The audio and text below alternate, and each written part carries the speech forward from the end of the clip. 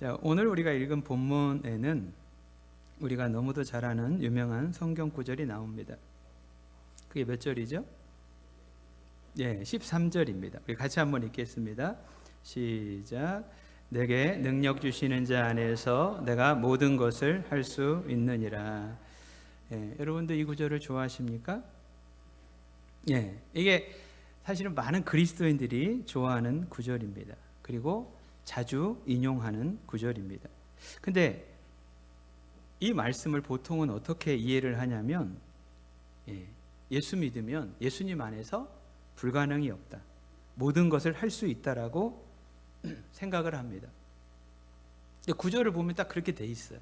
능력 주시는 자 안에서 내가 모든 것을 할 수 있다.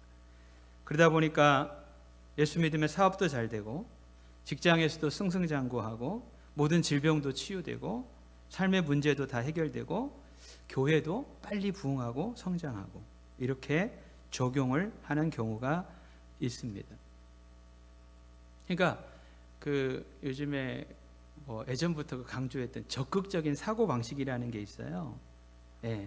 할 수 있다, 잘 된다, 그러면 잘 된다, 이런 식으로 이해하는 경우가 있다는 것이죠. 여러분, 오늘 말씀이 그렇게 이해하는 것이 맞는 것인가?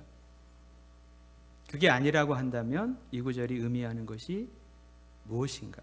이거를 오늘 말씀을 통해서 한번 살펴보고자 합니다. 자, 이거를 알기 위해서 출발점은 10절입니다. 자, 10절을 한번 보실까요? 바울이 그렇게 얘기합니다. 내가 주 안에서 크게 기뻐함은, 이렇게 얘기를 합니다. 우리가 지금까지 빌립보서를 살펴보면서 기뻐한다라는 말이 자주 나와요. 근데 크게 기뻐한다는 표현은 여기서만 나옵니다. 바울이 굉장히 크게 기뻐하고 있는 거예요. 그럼 도대체 바울은 무엇을 이렇게 크게 기뻐하고 있는 것일까? 여러분, 뭐를 바울이 이렇게 크게 기뻐하는 것 같아요? 네, 10절을 한번 보시죠. 네, 10절. 내가 주 안에서 크게 기뻐하는 것은, 우리 장로님 말씀하신 것처럼 너희가 나를 생각하던 것이 이제 다시 싹이 났기 때문이다, 이렇게 이야기를 합니다. 생각하는 것이 또 싹이 났다는 것이 무슨 이야기일까? 이거를 현대인의 성경은 이렇게 번역을 했습니다. 여러분이 나에 대해서 다시 관심을 갖게 되어 나는 주님 안에서 크게 기뻐합니다. 여러분이 물질로 나를 돕겠다는 생각을 가지고 있었지만 그럴 기회가 없었습니다. 이렇게 번역을 했어요. 그러니까 싹이 났다는 것은 무엇이냐면 빌립보 성도들이 바울에 대해서 다시 관심을 갖게 되었다는 것입니다. 그리고 이것이 구체적으로 뭘 의미하냐면 바울에게 선교 헌금을 보낸 것을 이야기하고 있는 것이죠. 요거를 좀 우리가 정리해 볼 필요가 있어요. 자, 빌립보 교인들은 과거에도 바울에게 선교 헌금을 보낸 적이 있습니다. 여러분, 우리 16절을 한번 읽어볼까요? 오늘 우리가 읽지는 않았는데요. 16절. 자, 한번 같이 읽죠. 시작. 데살로니가에 있을 때에도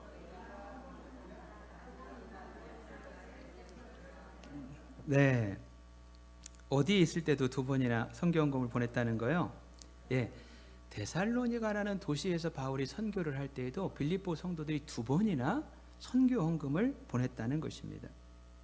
근데 여러분, 이 바울이 데살로니가에서 이 복음을 전할 때가 언제냐면 빌립보 교회를 개척하고 난 바로 직후에 데살로니가에 가서 복음을 전했습니다.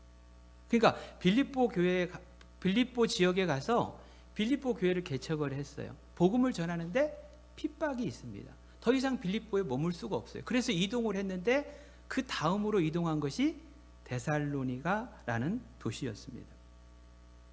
그럼 여러분, 이 데살로니가에 바울이 있을 때 빌립보 교회가 바울을 이렇게 선교함으로 도왔다는 것은 그 당시 빌립보 교회는 어떤 교회였다는 거예요? 이제 막 시작한 교회였습니다. 우리로 말하면 개척교회죠. 그죠? 이제 막 교회가 시작이 됐으니까요.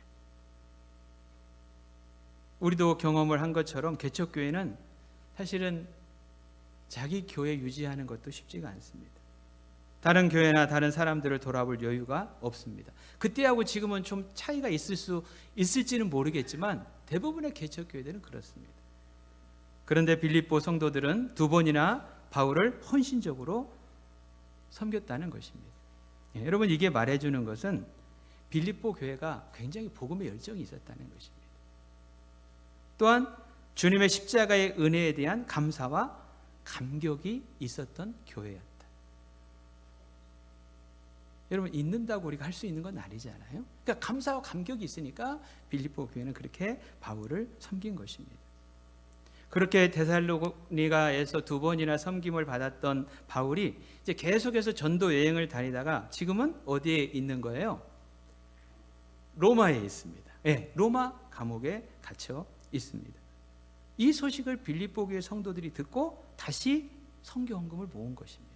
그래서 에바브로 디도라고 하는 사람 편에 선교 헌금을 바울에게 보내서 바울이 전달을 받은 것이지요. 10절이 그런 배경 속에서 나온 이야기입니다. 그러니까 바울이 가장 힘들고 어려운 환경에 지금 처해 있지 않습니까? 몸도 힘들고 마음도 많이 외롭습니다. 그런데 빌립보 교회 성도들이 정성껏 모은 헌금을 전달을 받으면서 바울의 마음이 굉장히 뭉클합니다. 당시 부유한 도시에서 넉넉하고 풍족한 생활을 하는 교회와 성도들도 있었습니다. 요한계시록에 보면 7교회가 나와요. 그 중에 라오디게아 교회라는 곳이 있는데요, 굉장히 부유한 교회였습니다. 요한계시록 3장 17절이 그렇게 이 얘기를 해요. 너희가 말하기를 나는 부자라 부유하여 부족한 것이 없다.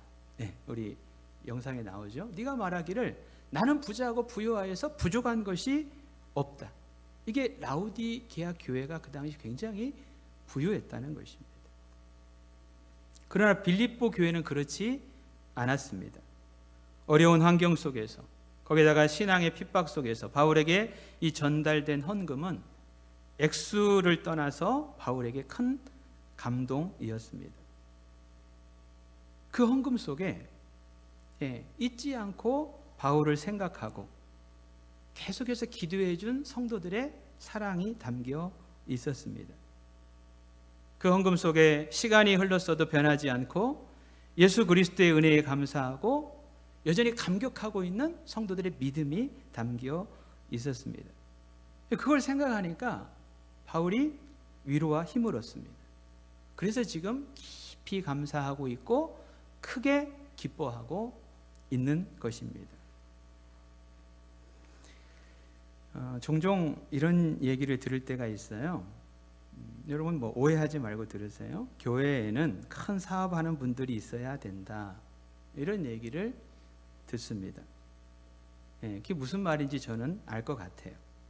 사업하는 분들이 크게 헌금을 해야 교회가 재정적으로 안정이 되고 든든하며 하나님의 일을 많이 할 수 있다는 것입니다. 여러분, 맞는 말입니까? 틀린 말입니까?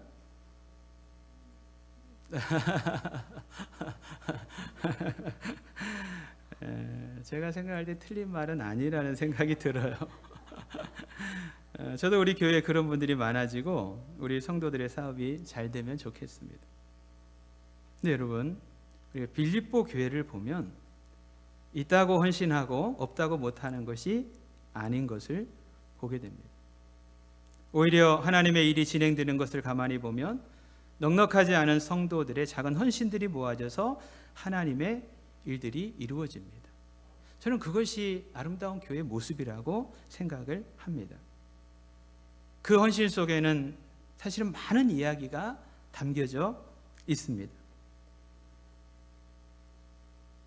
거기에 하나님의 사랑, 하나님에 대한 사랑이 담겨 있습니다. 주님의 십자가의 은혜에 대한 감사와 감격이 담겨 있습니다. 주님의 일을 하고자 하는 열정이 담겨 있고 하나님의 교회를 사랑하는 마음이 담겨져 있습니다. 그래서 우리의 헌금, 또 우리가 하나님께 드리는 것들이 그런 것들이 좀 담겨져 있으면 얼마나 좋을까 생각을 합니다.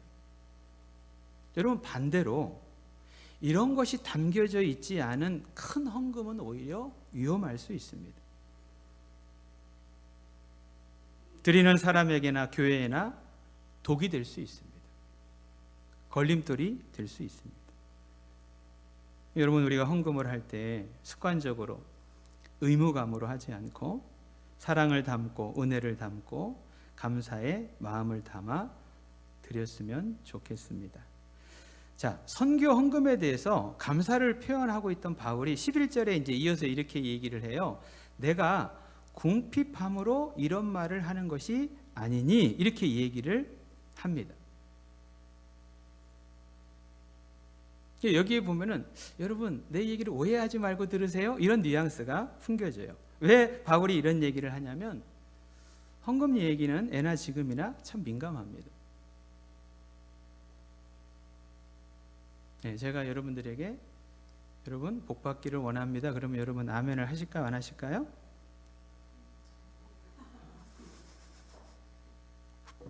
여러분 마음을 담아서 헌금하십시오. 그러니까 여러분 아멘이 나옵니까, 안 나옵니까? 감사합니다.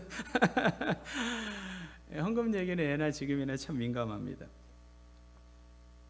또 저는 잘 전달을 했어도 듣는 분에 따라서 오해를 할 수가 있습니다. 저도 제일 힘든 설교가 헌금 설교입니다. 그러다 보니까 아주 오래전 이야기예요. 우리 재정부에서 이런 요청이 들어왔어요. 목사님 1년에 2번 정도, 전반기 후반기에는 좀 헌금에 관한 설교를 해 주십시오, 그런 얘기가 들어왔습니다. 물론 헌금을 막 강조하라는 그런 얘기가 아니에요. 우리 교인들이 어떤 분인지 아시잖아요. 헌금의 원리를 좀 성경적으로 설명을 해달라는 것입니다. 저는 그것도 필요하다고 생각을 합니다. 근데 그게 좀 쉽지는 않더라고요. 지금은 우리가 다루고 있는 설교 본문이 그 얘기를 하면 그 얘기를 해야 되겠지. 그렇지 않으면 하지 않고 있습니다. 근데 바울도 그런 것 같아요. 자, 이 얘기를 하고 있는 것이 무엇이냐면, 사실은 바울이 기뻐해라 기뻐해라 해놓고 선교 헌금을 받고 난 다음에 내가 크게 기뻐한다 그러니까 어떤 성도들은 바울이 지금 많이 어려운가? 아니면 지금 바울이 헌금을 더 많이 하라는 그런 이야기인가? 이렇게 생각하는 사람들이 있을 수 있다는 것입니다.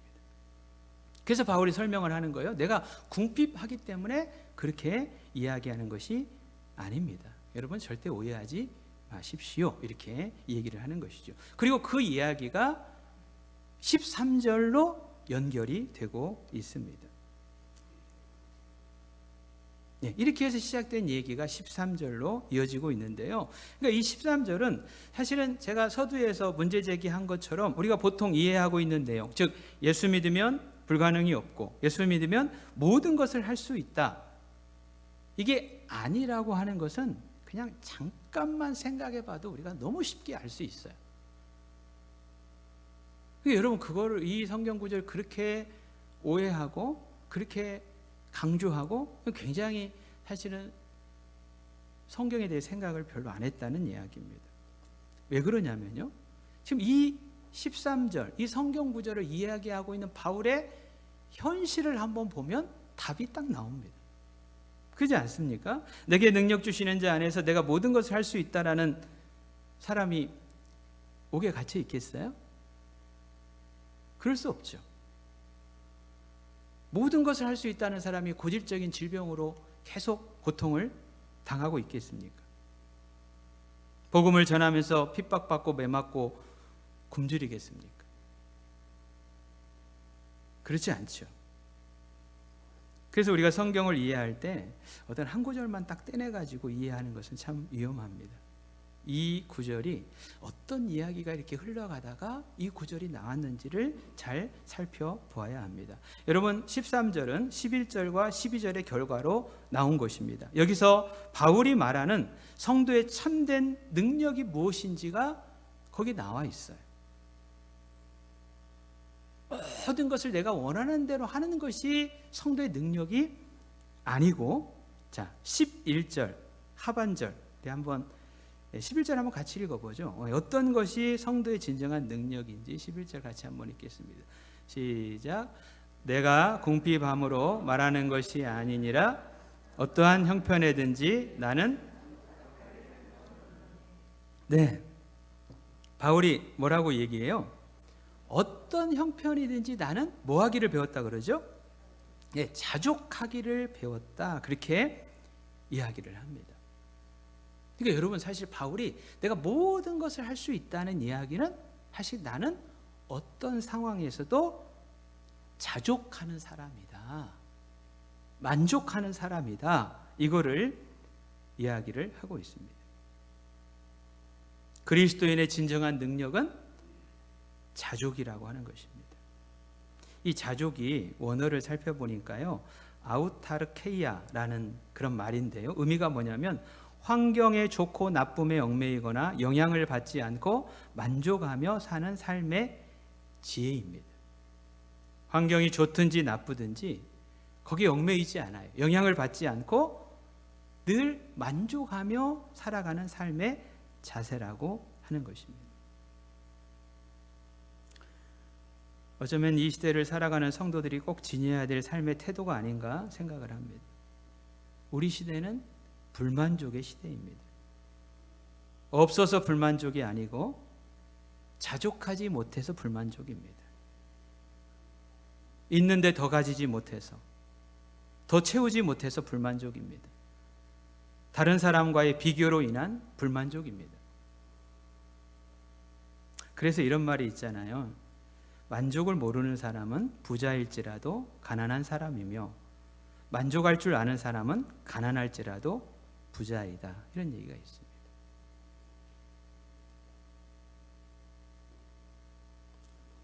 만족하지 못하는 것이 인생입니다. 근데 여러분, 만족하지 못하면 사실은 삶이 불행합니다. 그래서 이런 좋은 이야기들이 사실은 많이 있습니다. 이런 격언은 우리 기독교에만 있는 게 아니에요. 불교도 있고 유교도 있습니다. 모든 종교에 있고, 사실 모든 나라 속담을 가만히 보면 이런 내용을 다 담고 있습니다. 그러니까 거기서 강조하는 것은 무엇이냐? 한마디로 마음을 좀 잘 다스려야 한다는 것입니다. 욕심내지 말라는 것입니다. 비우라는 것입니다. 그때 만족이 찾아온다는 것이죠. 여러분, 그것도 틀리지 않다고 저는 생각을 합니다. 근데요, 여기서 바울이 말하고 있는 자족하고는 좀 다릅니다. 자, 오늘 본문에서 바울은 이 자족을 얘기하면서 그 뒤에 꼭 붙이는 얘기가 있는데, 그게 뭐냐면 자족하기를 뭐 했다 그래요? 배웠다고 이 얘기를 합니다. 11절 끝에를 보시죠. 나는 자족하기를 배웠다. 12절 끝에도 보시죠. 일체의 비결을 배웠다. 이렇게 바울이 이야기를 하고 있습니다. 여기서 배웠다라는 것은 제자가 선생에게 배우는 것입니다. 그러니까 바울은 이걸 누구에게서 배웠을까요? 예수님과의 만남을 통해서 자족을 배웠다는 것입니다. 이 말은 바울이 예수님을 만나기 전에 자족하지 못했다는 이야기입니다.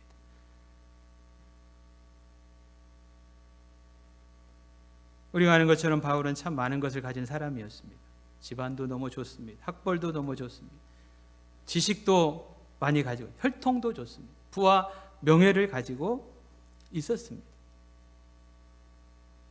여러분, 이 정도면 만족하며 살아야 되는 거 아니에요? 근데 그런 것들이 바울에게 참된 만족을 주지 못했습니다.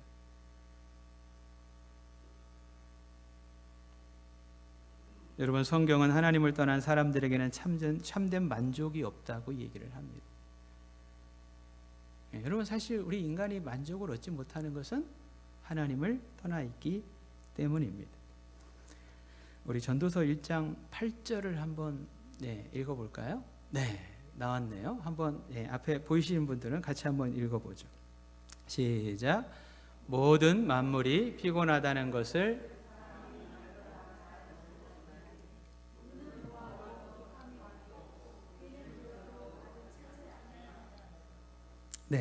여기 보니까 만물이 피곤해요. 근데 왜 피곤하냐면 만족이 없기 때문에 그렇습니다. 눈은 보아도 족함이 없고 귀는 들어도 가득 차지 않는다, 이렇게 얘기를 합니다. 그러니까 만족이 없다 보니까 여러분, 사람들은 뭘 가지고 만족을 찾으려고 그래요? 예, 눈에 보이는 어떤 것을 자꾸 채워가지고 만족을 채우려고 합니다.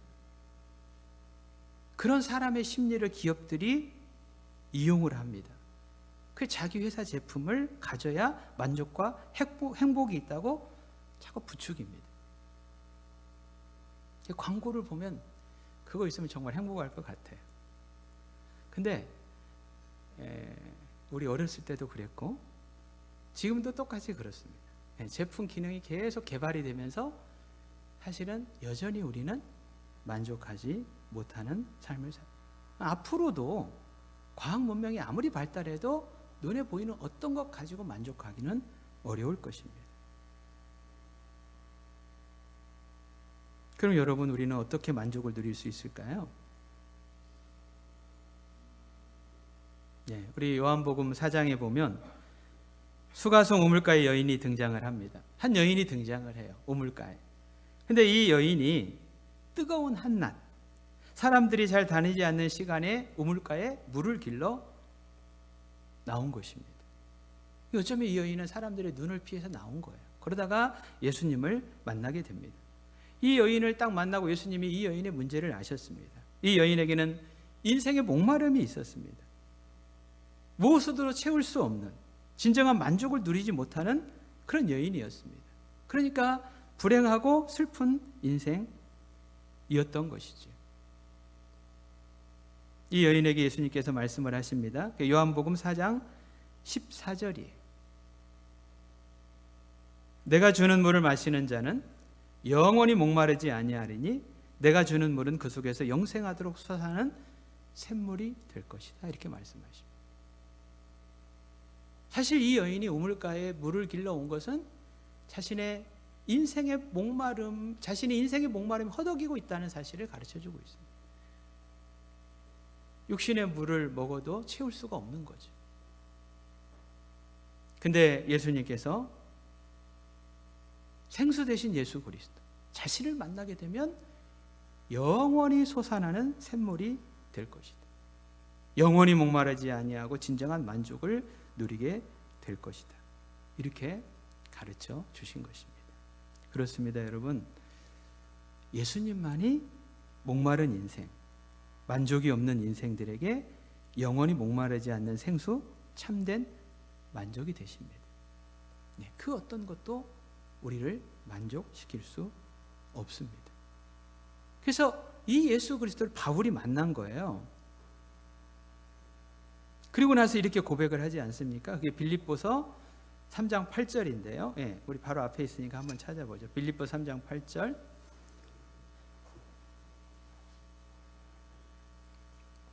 우리 같이 한번 읽겠습니다. 시작. 또한 모든 것을 해로 여김은 내 주 그리스도 예수를 아는 지식이 가장 고상하기 때문이라. 내가 그를 위하여 모든 것을 잃어버리고 배설물로 여김은 그리스도를 얻고, 그렇게 얘기를 합니다.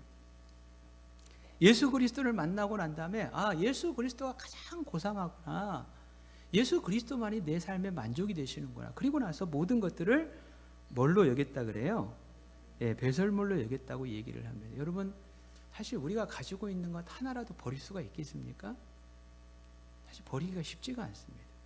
근데 바울이 이런 것들을 배설물로 여겼다는 것은 무엇이냐면 예수님을 만나고 깨달은 거예요. 이게 나에게 참된 만족을 줄 수 없구나.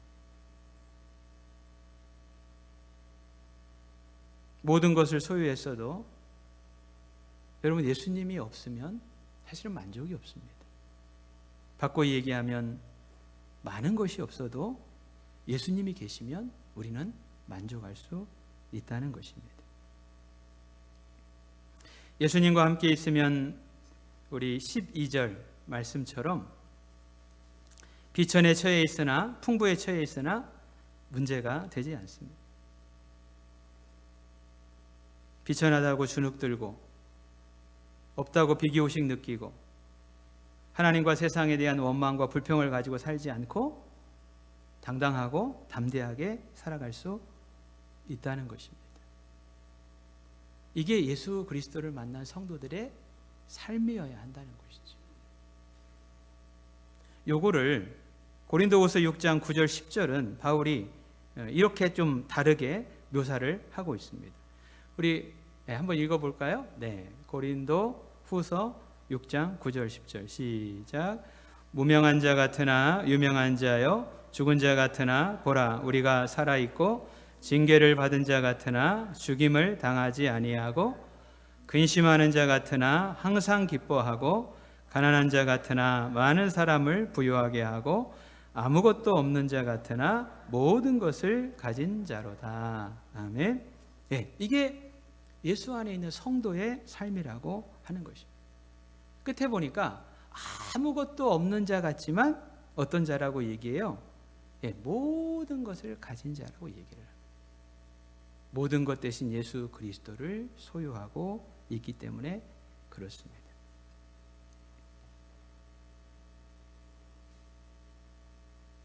우리가 힘든 시대를 살아가고 있고 넉넉하지 않는 삶을 산다 할지라도 예수 안에서 우리가 이런 존재라고 하는 사실을 여러분 꼭 기억할 수 있기를 바랍니다. 또한 여러분 풍부할 때가 아마 있을 거예요. 그때에도 우리가 풍부하다고 교만하거나 자랑하지 않고, 또 있다고 없는 사람들 무시하지 않고 하나님께 소망을 두며 겸손하게 살아가는 것이 필요합니다.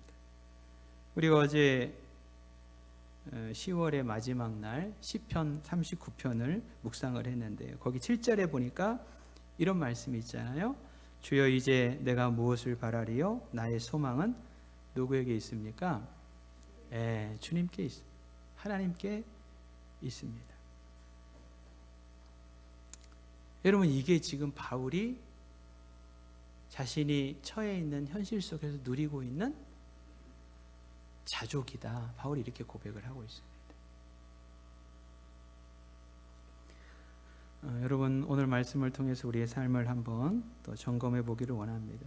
여러분 어떻게 만족하고 계세요? 큰일 났네요 이게.